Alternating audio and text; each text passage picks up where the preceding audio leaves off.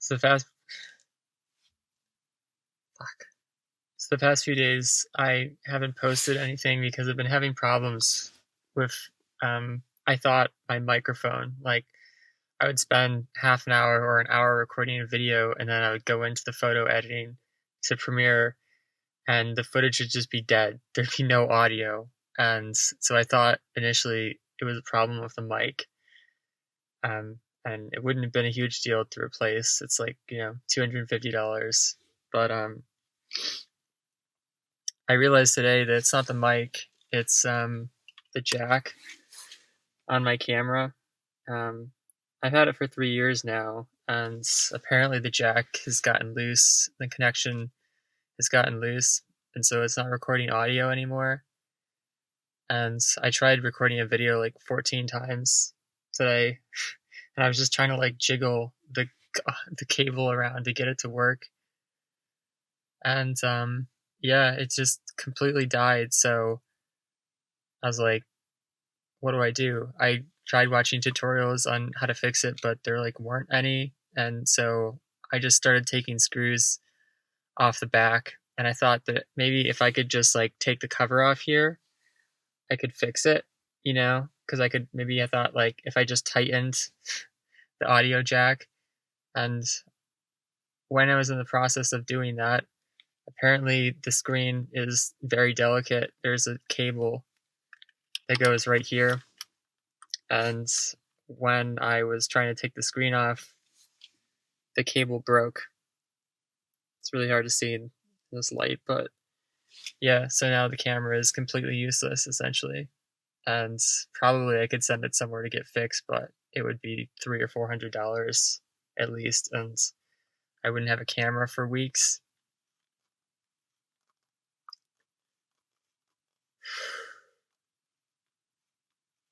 It's not the end of the world. It's like a $900 camera, but it's really discouraging because I just spent all of the last like 9 months working as hard as I could to save up money for the van, to like escape the situation that I've been trapped in ever since I quit my copywriting job, where I've been living at home and just trying various things to make money, figure out something that I'm good at.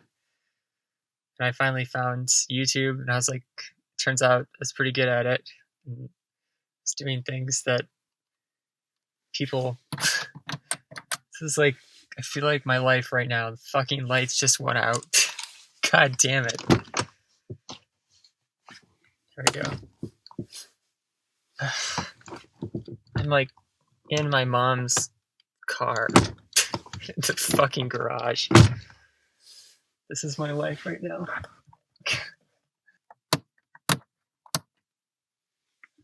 There we go. But yeah, I'm in the garage because my mom's asleep and I can't record anything in my room because the walls are paper thin. And anyways, this has been like the story of my life ever since I quit the copywriting job and had to move home because I didn't have enough money. I'm just caught in this endless trap where it's like I can't work hard enough to get out of the situation that I'm in. And every time I get close to it, it's like something happens, it's like this bullshit. So I had to order another camera today, and that's like, I bought a refurbished one because it's like $200 cheaper. So I have learned a $700 lesson, which is that instead of putting your microphone cord straight into the camera, you should get a separate adapter and then plug the cable into the adapter so that this doesn't happen. But I didn't know that, and now it's too late. But like I said, not the end of the world. But I literally just got into $5,000 for the deposit for the van, and now I'm back down to $4,300 because I had to take money out of my savings account to get a new camera. And it's like, now this is putting me a month behind schedule. And it's not just a month because I also have to save up money for the windows for the van, which is the first major thing that I'll have to do for it because I can't like work in this cave, you know. Um, it's like all I want is just like I don't know what is the square footage, like 20 square feet of space that's just my own, and I don't have to like think about when I can record or when I can't record because my mom's vacuuming or my mom's asleep or whatever. I can't even afford that.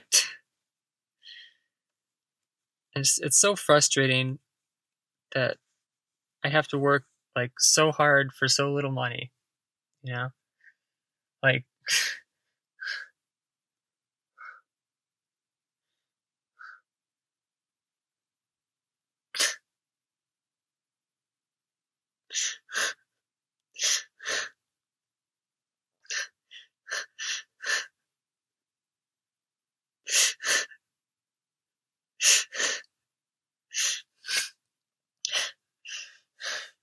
they're like fucking assholes on Wall Street doing nothing for society. It's like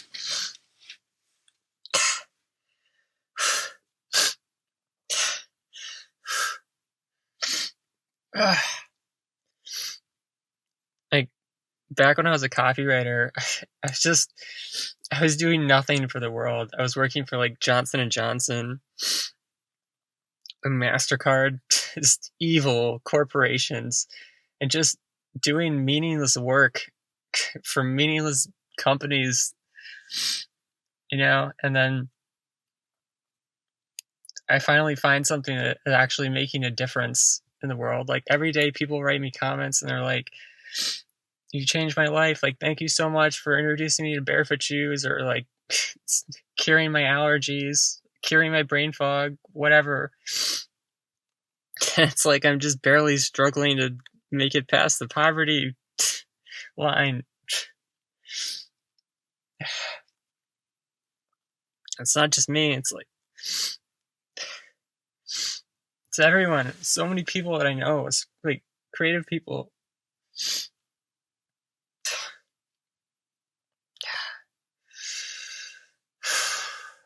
Creative people especially struggle like this because the world is set up to wring every bit of profit out of anyone who has any kind of value to give to society.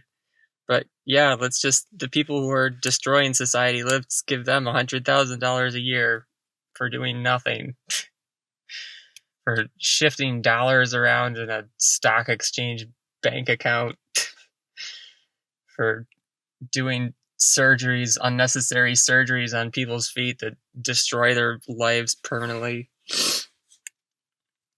Custom orthotic bullshit. Cushion Nike shoes. $400 Nike Air Maxes. We've got money for this to pay these people, but no money to pay people who just want to like help people heal themselves naturally. My dad told me the story the other day, and my dad's the most amazing person. He's one of those creative people that like society hasn't crushed, you know, somehow. He's tried to start his own business when he was younger, like a woodworking business, and he was never able to make it because he's too nice, you know. He never charged enough, and people were constantly taking advantage of how nice he was. So he had to quit and work in a meaningless corporate job for a lot of his life, building cabinets. And, you know, I mean, he liked some of the work. Obviously, it's nice to do something that you like to do, no matter where you are doing it. But he told me the story recently about how he made this absolutely beautiful shelf out of live edge black walnut. You know, it's like a storage shelf for plants. Just gorgeous, you know. He spent about 20 hours on it, and if he had charged a minimum of like $40 an hour, which is still a low wage for a woodworker doing that kind of work, you know, $800, like that's the minimum that he should have charged for it. And so what does he do? He goes to meet the woman who's actually a wife of one of his friends, and he meets her in the parking lot, and instead of setting a price for it, he says, "Pay me what you think it's worth." And what do you think she gives him? $40. He spent 20 hours of work. A woodworker who's been studying a craft, making beautiful things for 30 years, and she pays him 40 fucking dollars.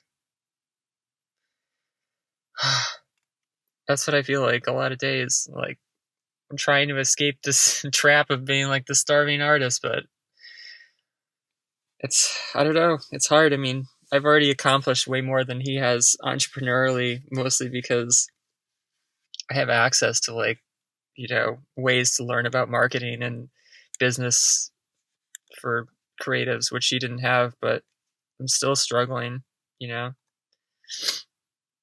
It's like all the people I know who are in jobs making like good money, quote unquote, they're not fulfilled. They hate their jobs, or not hate them necessarily. I mean, some of them do, but a lot of people are just like unfulfilled. They go into work and they punch the clock, and then they do the weekend warrior thing, and then once a year they take a vacation and feel alive, and then they go back to jobs where they just aren't making the real impact in the world, and it's probably the thing that scares me more than anything, when this happens. It's like, am I going to end up in that copywriting job again, making no difference, helping no one, actually helping to hurt people?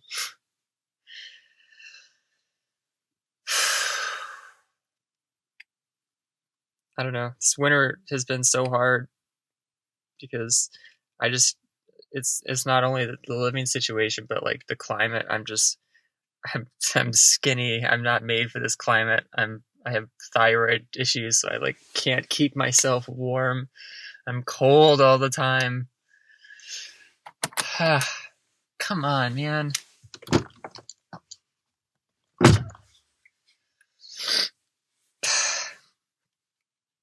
So, I don't know. It just makes me sad.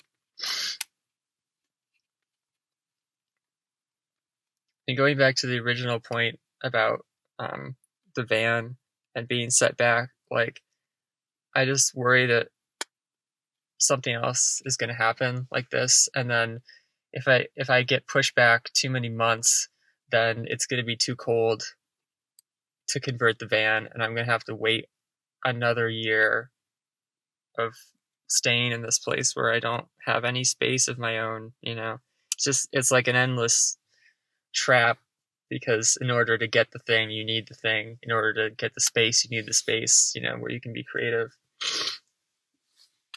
And it's not just about me.